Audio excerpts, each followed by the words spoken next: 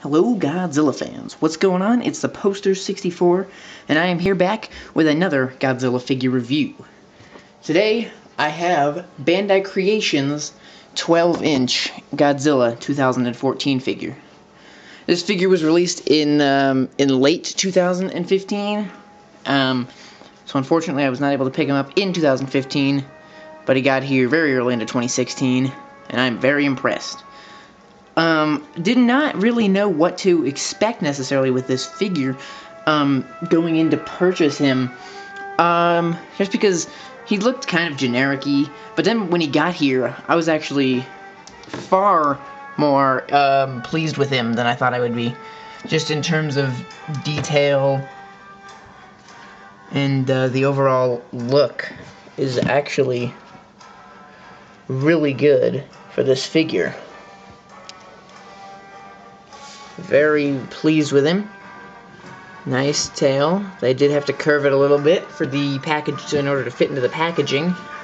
Not a huge deal. They did a pretty decent job with the curve. It looks good. So very pleased with this figure. Teeth look very nice. Not necessarily 100% individually sculpted, but the tongue looks really good. The eyes are great.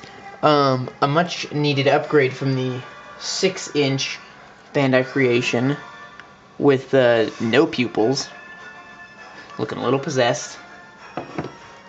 But so very pleased with this figure. I was not expecting kind of the level of detail that we got with him.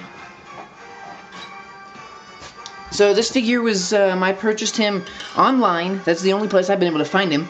I assume Toys R Us will eventually get it in stock and begin selling and shipping, but as for right now, I just had to get him online. I'm sure there are some online toy stores that do it, but eBay and Amazon is the go-to for me at the moment. So let's go ahead and quickly size him.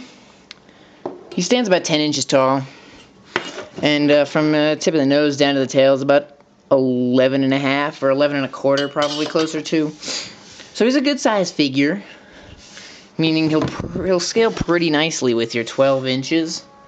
From Bandai Creation, Geigen's, he's looking a little on the shorter end, but he scales nicely. One more time, let me bring this guy out. Here's the Bandai Creation 6-inch. So there you go. There's a scaling. Pretty similar positions that they're standing in. As you can see, the 12 inches kind of looking upward a little more. Obviously, their tails curve opposite directions, but similar poses. One more time, I just want to look at this detail. It's really actually impressive. One thing I notice, the gills on his neck are not as prominent as they could be. You can see them right here. I think the 6-inch might have done a little better job on that one front. And one more figure I just wanted to scale up to is the next biggest figure for Godzilla 2014 from Bandai Creation is the Atomic Breath one. So he's actually slightly taller, just by a little bit taller. But obviously, when it comes to detail and stuff, no comparison. This guy is far superior. So real quick, let me give you guys a rundown of the articulation. So tail articulates at one place, that'd be right here, and you can get a full 360 out of it. That is the only place. It appears that tail. Oh, yep, it does. Just has a small seal that needs to be popped, and the tail can articulate here. That being said, the tail may also articulate here. Oh, that seal. Oh, there it goes. So you can actually, if you pop off a couple little tiny baby seals, I just broke them right in camera for you guys, so it's not hard and it's not really damaging to the figure. You can get a few articulations out of him.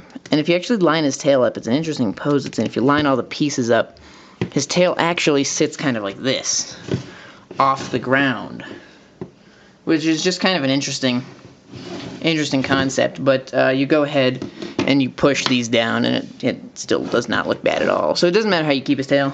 So there you get 3 articulation points on his tail if you break a couple seams. His arms can rotate from about back here to in front.